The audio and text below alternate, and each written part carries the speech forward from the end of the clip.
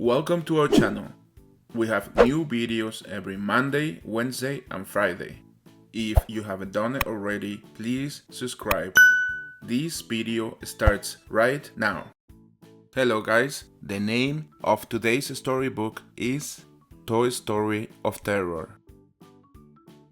One stormy night, Bonnie and her mom were on a road trip. Bonnie's toys were in the trunk of the car watching a scary movie. "Boring," said Mr. Potato Head. But Mr. Pricklepants was a scary movie expert. Patience. All good horror films start slowly. Then, bump! The car blew a tire and the toys went flying. All the toys were okay except Jessie. She was trapped in a toolbox. "We have to get her out," said Woody. The toys quickly opened the toolbox and found Jessie inside, shaking with fear. "What's the matter with Jessie?" whispered Trixie. "She was abandoned in a box for years," explained Mr. Potato Head. The car rolled to a stop at a roadside motel. "One of the most common locales for a horror film," said Mr. Pricklepants. Since it was too late for someone to come fix the tire, Bonnie and her mom checked in for the night and were soon fast asleep. Mr. Potato Head climbed out of the toy bag to explore. "The first to leave usually gets it," warned Mr. Pricklepants. But he, Rex, and Trixie followed. Buzz and Woody went after them. Not wanting to be left alone, Jessie went too. A few minutes later, Buzz and Woody had found everyone except Mr. Potato Head. "And so it begins," said Mr. Pricklepants. "Maybe this place is haunted." "Everyone knows ghosts aren't real," said Woody. "There has to be a rational explanation," said Buzz. The toys began to search for Mr. Potato Head, and suddenly, "Ew! I stepped in something!" yelled Rex. Buzz dashed over to taste the slime. "Disgusting," he said. Meanwhile, Trixie had followed a slime trail to a vent, and she fell in. As the toys peered in after her, Mr. Pricklepants spoke up. This would be the threshold. Every movie has one. Once the heroes enter, there's no turning back. Before the gang could lower themselves into the vent, a scared Rex came running and knocked them all in. The crawl space was dark and creepy. The toys heard a noise up ahead. "That way," said Woody. As they walked through cobwebs, Mr. Pricklepants said this would be the part where the characters get separated. Then, picked off one by... He was suddenly snatched into the shadows. Then Rex disappeared too. Buzz, Woody, and Jessie ran away screaming. They soon hit a dead end. Something scurried past them. Buzz turned on his laser light. "It's staring right at us," said Jessie. "It's Mr. Potato Head's arm," said Woody. They followed the arm up through another passage and down into a motel bathroom where Buzz and Woody were snatched. Terrified, Jessie huddled in the bathroom. Suddenly, someone pulled her beneath the sink. "Quiet, soldier. You'll lead them right to us," said an army toy missing one hand. He had been living the life of a fugitive. "Combat Carl's seen things. Horrible things," he continued. "Are you Combat Carl?" asked Jessie. She didn't see anyone else around. Just then, growling came from above. "We've got to move," said Combat Carl. "What? No," said Jessie. As she tried to catch up, Combat Carl was dragged away by a mysterious creature. Jessie hid in the bathtub. She heard something panting and snarling. Then the creature clawed through the shower curtain. It was a large green iguana, and it gave Jessie a slimy lick. Yuck! Grabbing Jessie in its jaws, the iguana carried her to the motel manager's office. "Excellent find, Mr. Jones," said the motel manager, when the iguana dropped Jessie into a basket.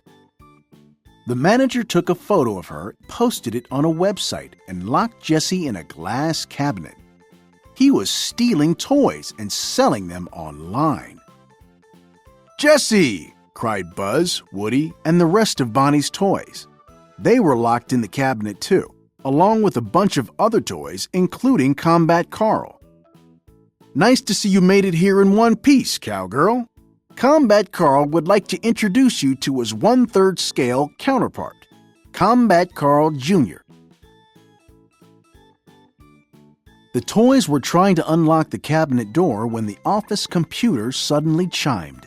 Woody had been sold! The manager rushed into the office, took Woody out of the cabinet, and packed him in a box. What started out as a classic horror film has turned into something more of a tragedy, said Mr. Pricklepants. A moment later, the computer chimed again. This time, Jessie had been sold. The manager had just taken Jessie out of the cabinet when a tow truck driver arrived. The manager put Jessie down and left to help the driver. "I'll get Woody," she whispered to the other toys. She had to hurry. The mail was going to be picked up soon. But before Jessie could free Woody, a mail carrier arrived and loaded the box onto her truck. "What'll we do? Now we'll all end up in a box," said Jessie, worried. "Not us, you," said Combat Carl.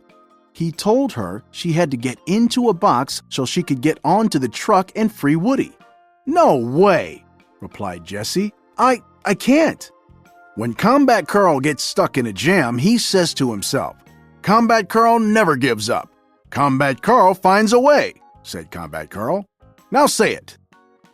"Jessie never gives up. Jessie finds a way," Jessie repeated. She carefully snuck by a sleeping Mr. Jones to the counter and opened a different sealed box. Out came a giant robot. "Transitron free?" the robot asked. "How can I ever repay you?" Transitron quickly helped Jessie into the box. Inside the box, Jessie began to panic. It felt like the walls were closing in.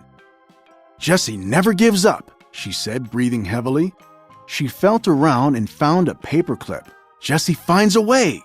She used the paperclip to slice the box open, then climbed out and freed Woody. Woody and Jessie snuck back into the motel office and froze when they heard voices. It was Bonnie and her mom. They were checking out at the front desk, and Jessie and Woody still had to save their friends.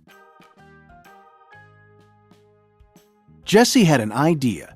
She ran toward a curtain that separated the front desk from the manager's office. Just then, Mr. Jones pounced on her from behind, locking his jaws around her legs and dragging her back toward the cabinet. "Jessie!" cried Buzz. Jessie struggled with the iguana, reaching for the curtain as he pulled her into the office. She kicked Mr. Jones in the stomach, and he burped out Combat Carl's hand. Then Jessie caught sight of Mr. Potato Head's arm in the iguana's mouth. She climbed in and grabbed it. Jessie used the arm to yank on the curtain. It fell to the floor, revealing the manager's office and all the toys that had been stashed there. "My toys!" shouted Bonnie. The manager tried to explain, but Bonnie's mom knew exactly what he was up to. "I really should call the police," she said as Bonnie collected her toys and packed them safely in her bag.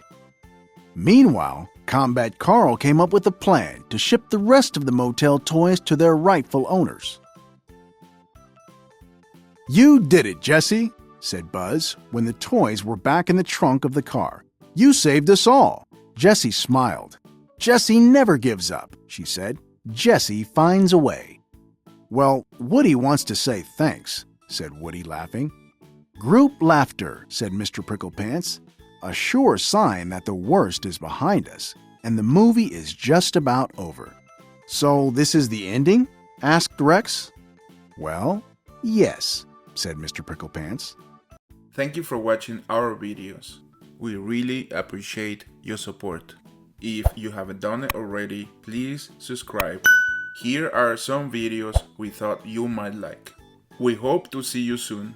Bye for now.